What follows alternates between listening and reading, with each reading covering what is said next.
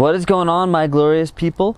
So recently I did a video on starting a garden. If you want to check that out, you can click the link below. It's all about like getting your seeds started and just understanding how gardening works. But over the next few months, I'm going to be building up this garden and creating this food forest. So I wanted to share with you the progress, show you some things that are going on, show you some of the stuff that I'm learning, the mistakes, and kind of create this community vibe where we can each chime in, talk about maybe what we know. If you have things to offer, maybe you'll learn something, maybe you can share something. Because gardening, there's no exact right way, but there's a lot of amazing information out there.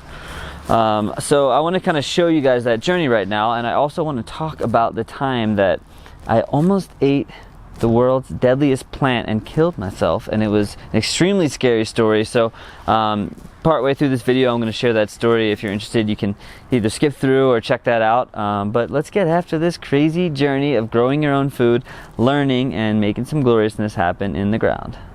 Houston, we have a problem. So today I just want to give you a little bit of a tour of what's going on in my property.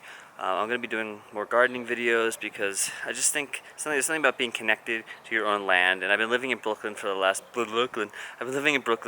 10 years. Didn't really have any space. We used to have a roof garden, then I moved, then I had nothing.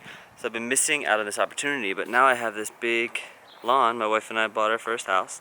We have all this lawn here to deal with, and we wanted to plant and do a garden and do all kinds of fun stuff. So what I figured, I would show you guys some of the things I'm working on, and also show you some of the issues that have come up, because as my best friend John Clay says, who's an organic farmer, being a farmer is basically like fixing problems all day. So I want you to remember, like, things are going to happen, things are going to come up, and you got to figure out how to sort of roll with it.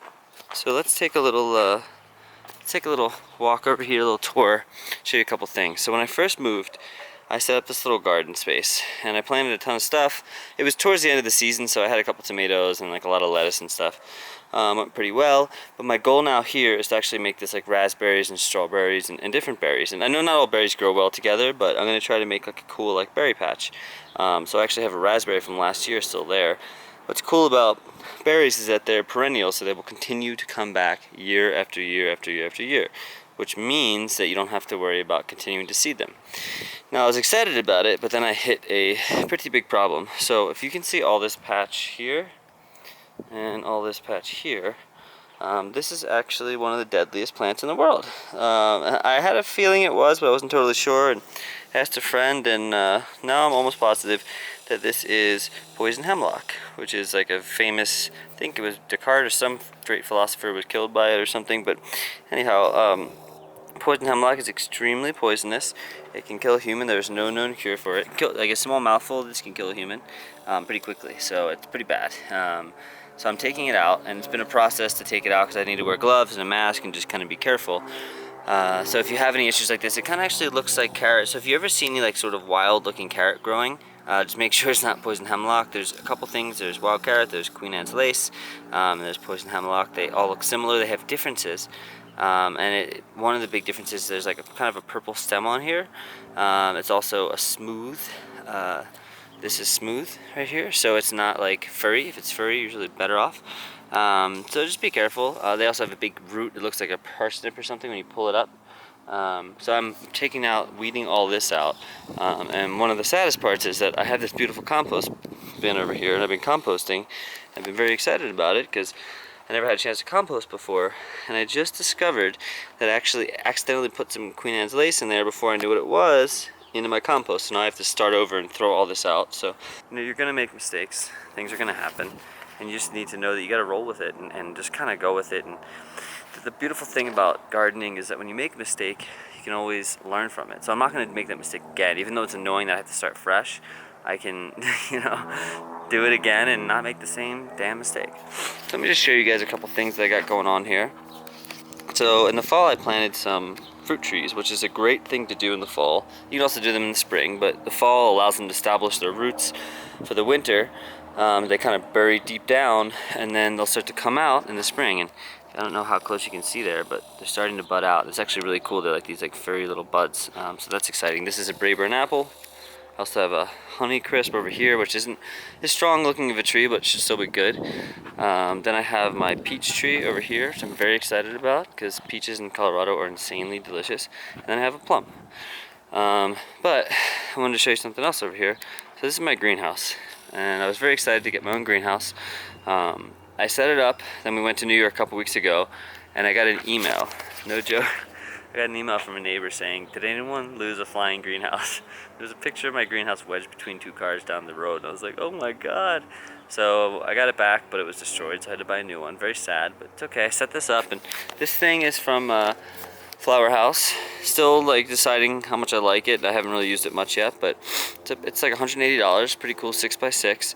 And one of the first mistakes I made with this and discovered was, even though it said it was 60 degrees out, because I had these doors zippered up. Right now I have the screens on, but I had the doors zippered up. It got over 100 degrees in there, and I basically cooked all of these beautiful plants, so they got destroyed.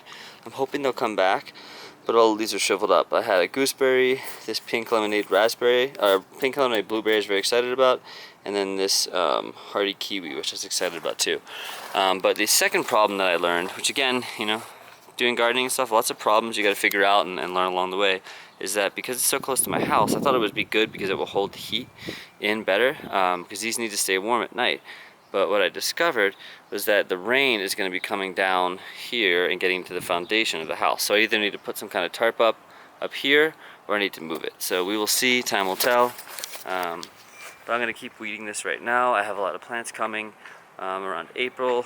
It's March something right now, actually it's April 1st tomorrow. So we're just getting ready. In a couple weeks I'm going to get all these new plants and plant a bunch of different trees and cherries and things.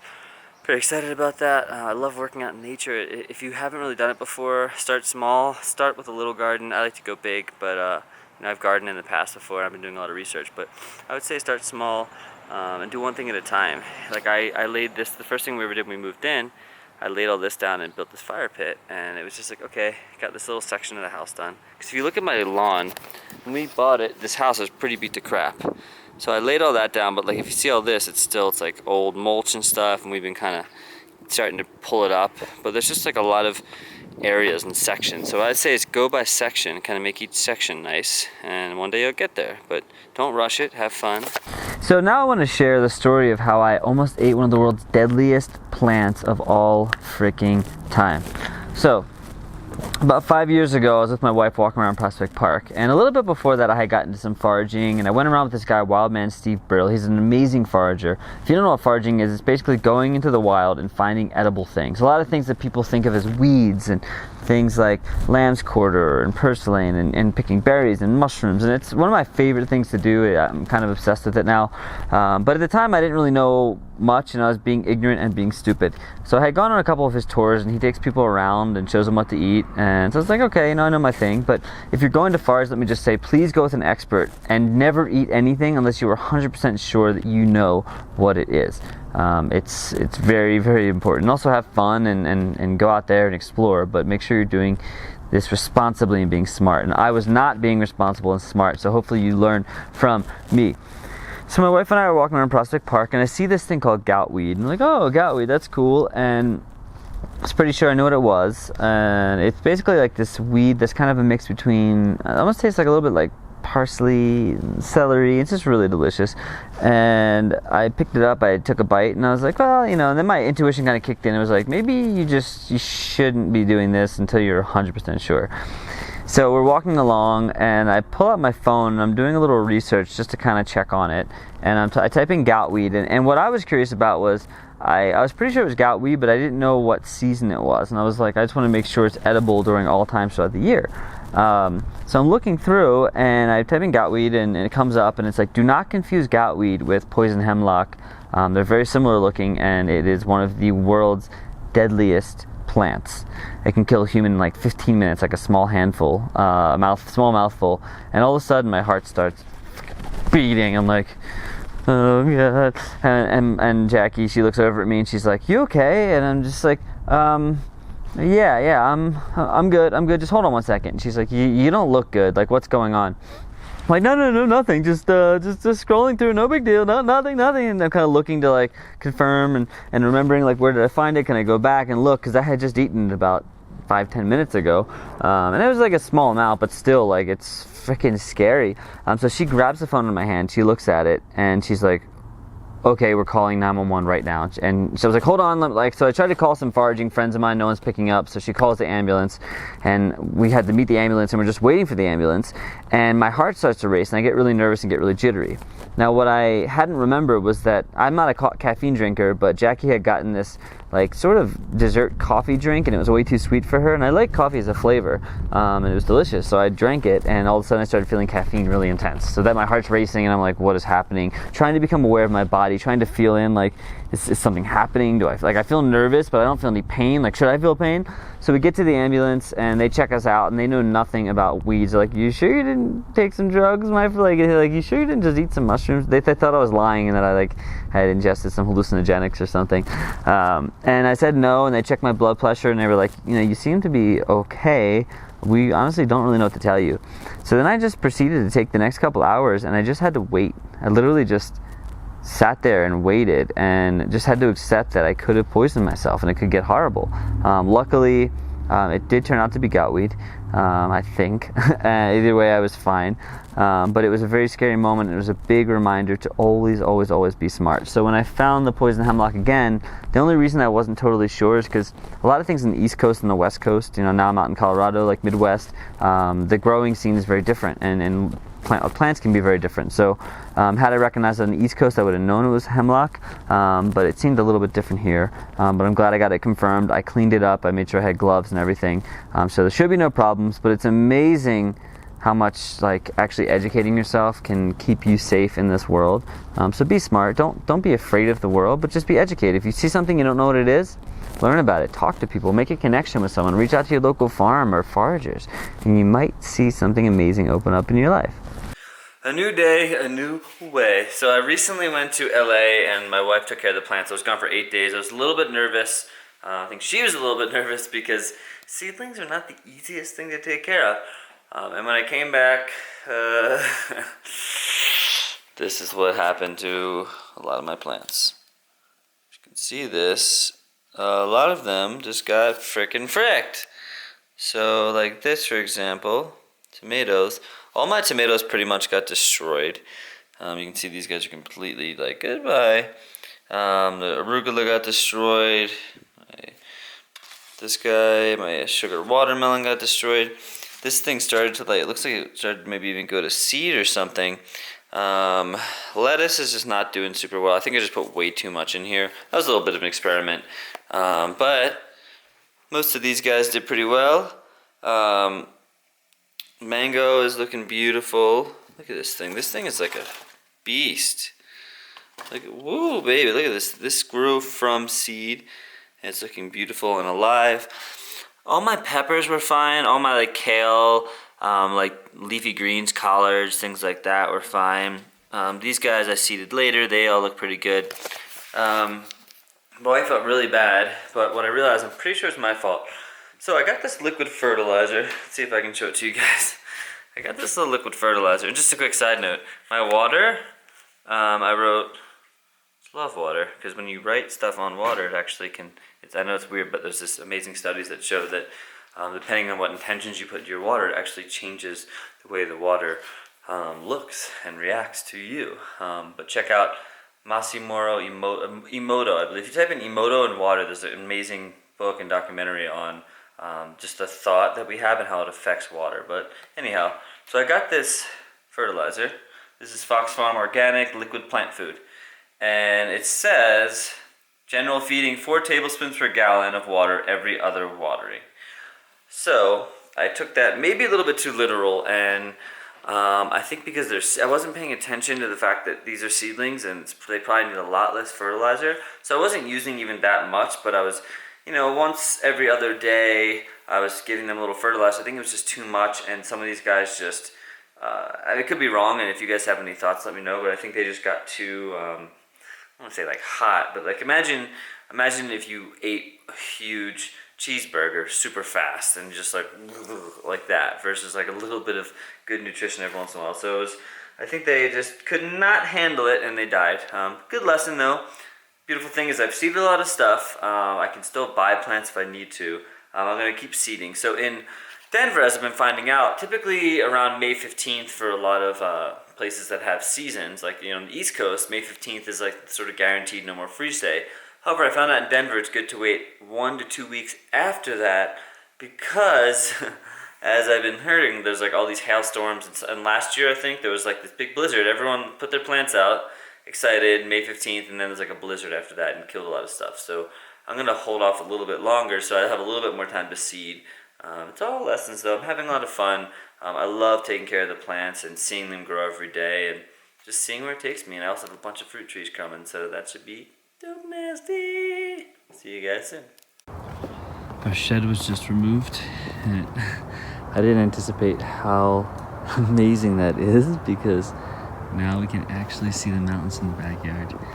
Oh wow. Before it was completely covered there was like no space to see it. Now I have this great view of the mountains. Oh my god, that's amazing. I have to say, Craigslist is the underdog of the internet world. I think it is one of the most amazing and magical things, and for all the Facebook and the this and that connections, I've created so much, accomplished so much, and found so much thanks to Craigslist. So thank you, Craigslist, because not enough people talk about how amazing Craigslist is. Google gets all the credit. Facebook gets all the credit. Craigslist, it's simple. It does what it does, and it does it well. It doesn't keep changing. Interesting. Interesting. And in this example, Craigslist took away the entire, for free. Someone on Craigslist took away our entire shed. And yes, we could have done something with it, but I was also really grateful they were making a chicken coop. So the fact they just came over here and took care of it, it's like a win-win. And that is something that's just amazing. It didn't happen before. Oh, it looks so beautiful now. I think now the garden's gonna be back here. For some reason, the side of the house, oh, I think something else is meant for the side of the house, but maybe a nice garden in the back here. Could be nice. We'll see. Couple little updates. So I took the greenhouse out over here because it was causing some potential foundation issues. My plum has not sprouted at all yet, or flowered I should say. My peach tree, look at this, starting to flower. Pretty cool, right? So this is a Hallahaven peach. It's self-fruiting, which means you don't need another tree. So if you have certain trees like apples, they usually need a pollinator to fruit. Most trees will fruit better if they have two, but some are self-pollinating. So this is my Honeycrisp apple here. It's looking good. It's looking very healthy. I fertilized it once because it is springtime. The only thing about Colorado is it could, in like a week or 2 weeks or 3 weeks, it could just have a massive snowstorm. So I got to be careful that I do not destroy these, and that happens a lot. So I actually bought some wrap that I can wrap around here, like a frost protectant wrap. But this tree I'm really excited about. This is my Brayburn. And if you notice, it is just having a good time, like with life and in general experience. So there's a lot of blooming on here. Of course it's spring, so it's blooming in general, but a couple updates. So initially I was going to put my garden right over here. So I had this thought, I was like, well, what if I, instead of trying to use the soil, I could actually build some raised beds and just kind of use good soil. That way I don't have to worry about what's in the soil and amending it. I can just get fresh soil and everything. But when I started checking out prices, oh my god, to get like good wood, so basically cedar, right? Cedar is something that's going to last a long time. My fence is made from cedar. It's not chemically treated, so there's no issues of chemicals getting into your food and all that stuff. So I was going to do cedar, but super expensive. So I was like, oh my freaking son of a... So what I decided instead was, as per John Clay, who you're going to see here in a little bit, my genius farming friend, we'll call him the master farmer, he told me to get my soil sampled because there could be lead in the soil. So I have some ideas. So I did do some growing out here last year, just simple garden. So I'm thinking about kind of turning this whole area into a garden, or maybe even this area. So my shed used to be here. Shed is removed, and this soil is kind of just not great. So I got a soil sample from this and from that. So I have the soil sample going in, going to be tested. We're going to see, I'll get back in 2 weeks, see what they say. But what I was thinking, this feels like a nice garden plot. It's like an 8 by 8 or 9 by 9 little spot to start growing. And I can also do pots and different things. But if I could amend this soil, till it, and do a garden here, I think that would be freaking ideal. I just have to move my composting. So that's a little bit of the updates. A couple other things I'm working on. So I've got some different peas, some sugar snap and some snow peas and things here.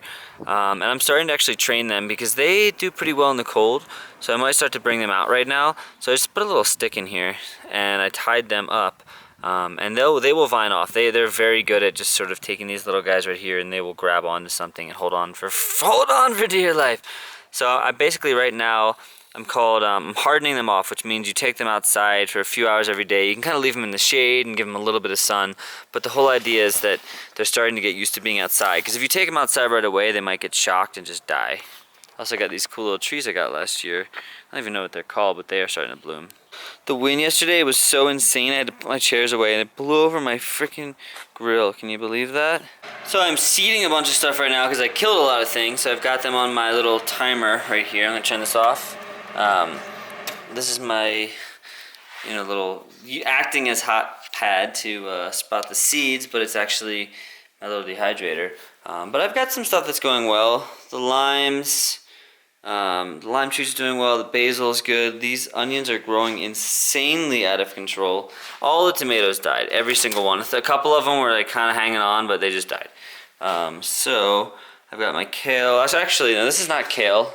This is broccoli. Yeah, wow, look at that broccoli, parsley. I've still got some good stuff going on down here. The peppers are starting to really take off, so I'm excited about that. But I have to reseed a lot of tomatoes, so hopefully they'll have time to do their thing.